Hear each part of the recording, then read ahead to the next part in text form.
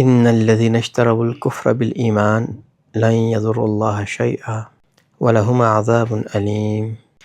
ان بے شک الذین وہ لوگ جو اشتروا انہوں نے مول لیا، تجارت کی، خریدا، الکفر کفر بالایمان ایمان کے بدلے میں، لن ہرگز نہیں، یضروا بگاڑ سکتے اللہ کا شیئن کچھ بھی، ولہم اور ان کے لیے عذاب علیم دکھ دینے والا، دردناک، درد دینے والا عذاب ہے۔ پچھلی آیت سے ملحق ہی یہ بات چل رہی ہے کہ وَلَا يَحْزُنْكَ يُسَارِعُونَ فِي الْكُفْرِ، جو لوگ دوڑ دھوپ کر رہے ہیں نا کفر کو پھیلانے میں، کفر کے لیے، ان کے بارے میں پریشان نہ ہوں، اداس نہ ہوں۔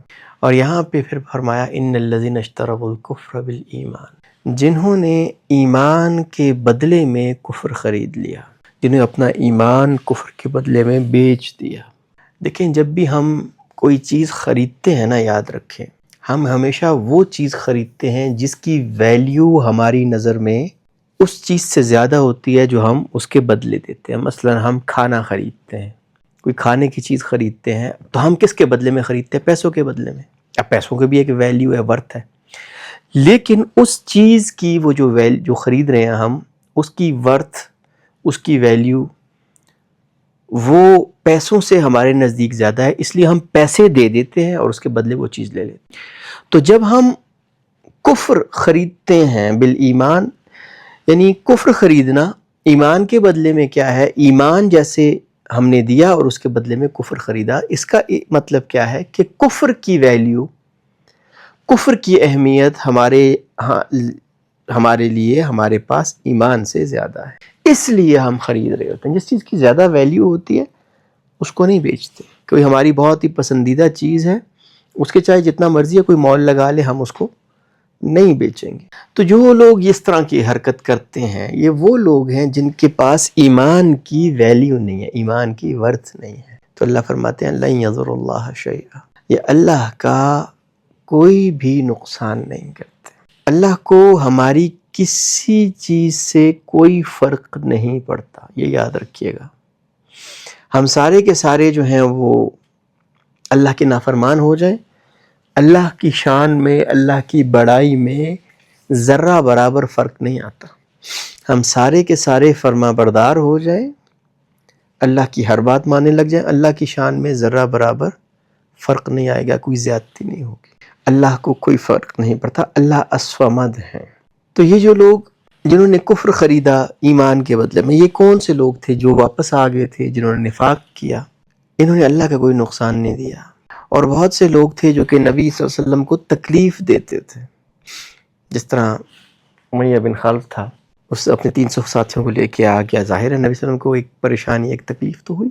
وَلَهُمْ عَذَابٌ عَلِيمٌ، جیسے انہوں نے آپ کو تکلیف دی ہے، اللہ ان کو آخرت میں دردناک عذاب دے گا۔ اگلی جو آیت ہے وہ بھی اسی سے جو ہے وہ یعنی یوں سمجھ لیں کہ ایک کانٹینیویشن ہے اسی چیز کی۔ ولا، اور نہ، یحسبن، گمان بھی نہ کریں، سوچیں بھی مت، الذین، وہ لوگ جنہوں نے کفروا، کفر کیا، انما، یہ کہ نملی، ڈھیل دیتے ہیں، لہم، ان کو، خیر، ان کے لیے بہتر ہے، لانفسہم، ان کے لیے، انما، بے شک، در حقیقت، نملی، ہم ڈھیل دیتے ہیں، لہم، انہیں، لیزدادوا، تاکہ وہ بڑھ جائیں، اثماً، گناہ میں، ولہم، اور ان کے لیے، عذاب مہین، ذلیل کر دینے والا عذاب۔ اب دیکھیں تینوں آیات میں عذاب کا ذکر ہے، عذاب علیم، عذاب عظیم، عذاب علیم اور عذاب مہین۔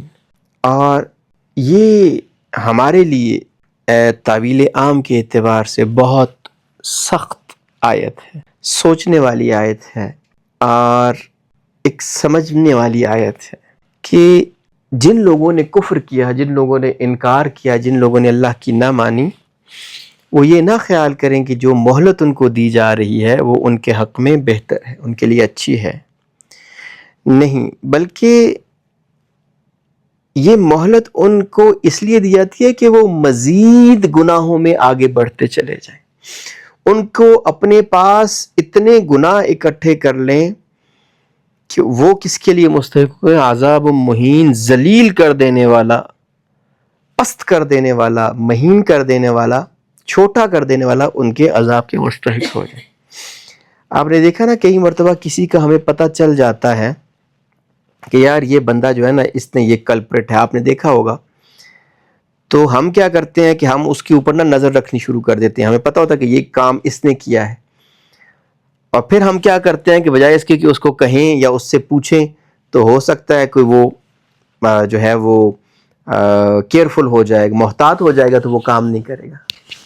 تو ہم کیا کرتے ہیں کہ ہم اس کو بتاتے نہیں ہیں لیکن اس کی جو ہے نا اس کی مانیٹرنگ سٹارٹ کر دیتے ہیں، اس کے اوپر نظر رکھنی شروع کر دیتے ہیں تاکہ اس کو رنگے ہاتھوں پکڑا جا سکے۔ تو یہی بات ایک طرح سے یہاں کی جا رہی ہے کہ یہ جو کفار کو نا مہلت دی جا رہی ہے، ایک مہلت دی گئی ان کو کہ مثلا جس طرح کل بھی میں نے بات کی، غزوہ احد میں ان کو قتل نہیں ہوئے، وہ ایک طرح سے بظاہر طور پہ وہ فاتح بن کے لوٹ گئے، وہ یہ نہ سمجھے کہ یہ ان کے لیے خیر ہے، یہ ان کے لیے بہتری ہے، ان کو جو ہے وہ کچھ فائدہ ملا ہے، بلکہ اللہ ان کو اس لیے مہلت دے رہا ہے تاکہ وہ اپنے گناہوں کے انبار مزید اکٹھے کر لیں۔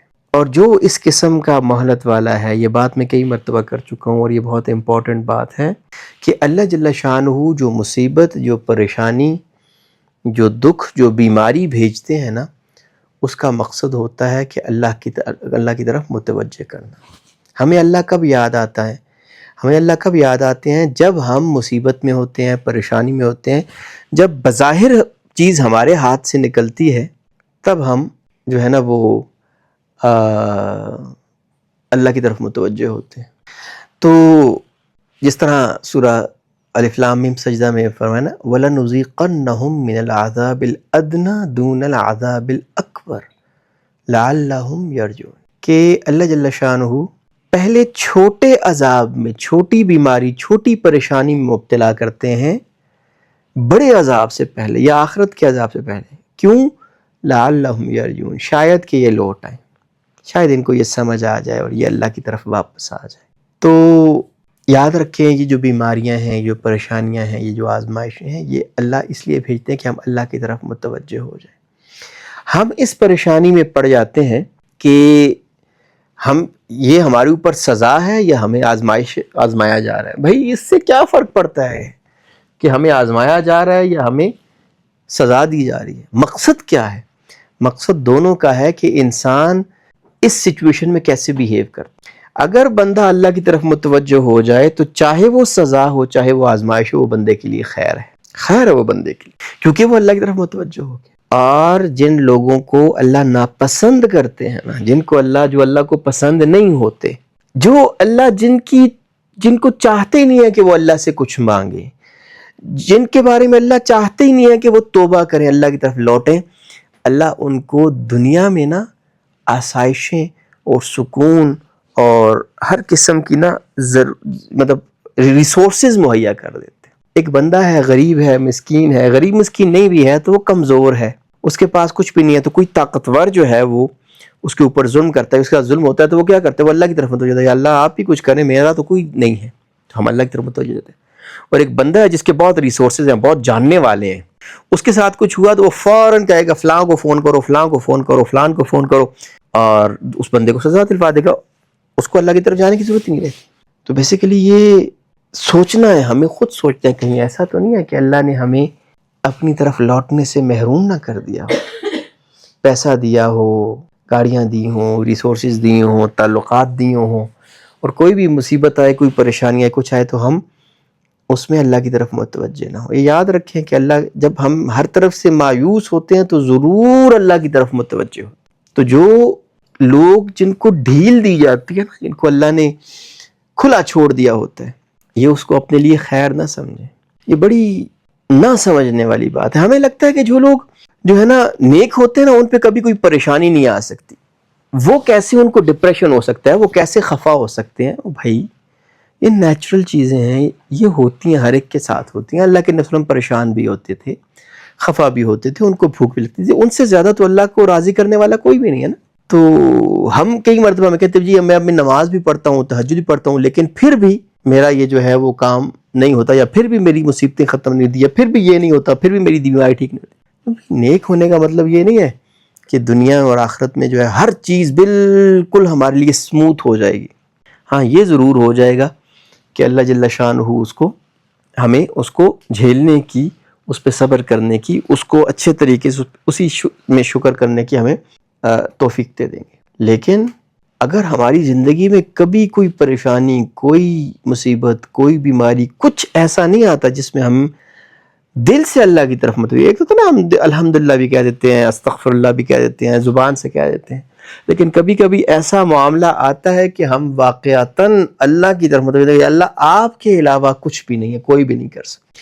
اگر ایسا نہیں ہے تو پھر ہمیں پریشان ہونے کی ضرورت ہے، ہمیں اللہ سے توبہ کرنے کی ضرورت ہے. اس کا مطلب یہ نہیں ہے کہ اللہ سے پریشانی ہوگی، یا اللہ بہت عرصہ ہو گیا میں بیمار نہیں ہوا، ذرا بیماری بھیجیے گا، یا میں بہت عرصہ ہوا مجھ پہ کوئی مصیبت نہیں آئی، بہت عرصہ ہوا مجھ پہ کسی نے ظلم نہیں کیا، تو کہیں ایسا تو نہیں آپ ناراض ہیں. نہیں، یہ صرف سوچنے کی بات ہے، مانگنے کی نہیں ہے. مانگنی تو اللہ سے عافیت ہی ہے، اللہ سے عافیت مانگے. اللہ ہم بہت کمزور ہیں، ہمیں بغیر آزمائش کے، بغیر بیماری کے، بغیر دکھ کے، بغیر تکلیف کے، بغیر ظلم کے ہی اپنی طرف متوجہ فرما دیجیے، اپنی طرف نظریں اٹھانے کی توفیق دیجیے، اپنی ذات پہ ہی توکل کی توفیق دے دیجیے. لیکن اگر ایسا نہیں ہے تو انما نملی لہم لیزدادوا اثما، یہ جو اللہ ڈھیل دے رہے ہیں یہ اس لیے ہے کہ وہ گناہوں کا انبار اپنے سر پہ لاد لیں. ہم دنیا میں بات ایک یاد رکھے ہے، کچھ لوگ ہوتے ہیں نا ان کو حرام راس نہیں آتا، یعنی ان کو اگر کوئی غلط کام کریں، کسی پہ ظلم کر دیں، کچھ بھی کریں، فوراً ان کے منہ کے سامنے آتے ہیں. ایسے دیکھ سنا ہوا یار ہم تو کچھ کرتے ہیں، ذرا سا کچھ کریں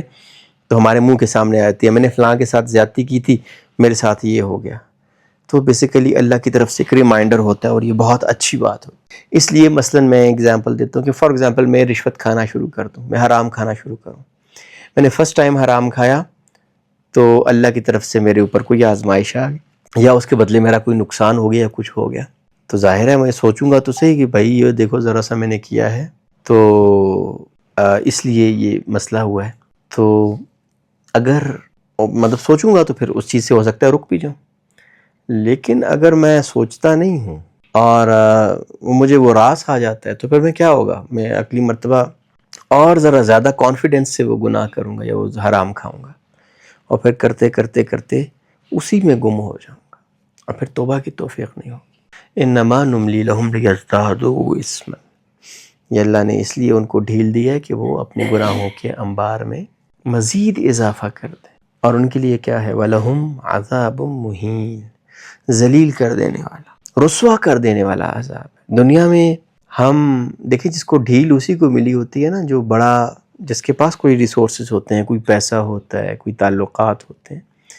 یہی وہ لوگ ہوتے ہیں نا جو جن کو پریشانیاں نہیں ہوتی ہیں. عام بندے کو تو ہر وقت یہی پریشانی لگی رہتی ہے کہ میں بل کیسے دوں گا، اور مجھے فلاں بندے نے کچھ کہہ دیا تو وہ کیا ہوگا، وہ تنگ کرتا ہے تو اس کا کیا ہوگا. تو یہ وہی لوگ ہوتے ہیں جو تھوڑے سے تگڑے ہوتے ہیں، جن کو کوئی پریشانی نہیں ہوتی. تو ان کو جو گناہوں میں اضافے کے لیے مہلت دیے تھے وہ کہتے ہیں وَلَهُمْ عَذَابٌ مُّهِينٌ، ان کو ذلیل کر دینے والا، ذلت والا، رسوا کر دینے والا عذاب ہوگا.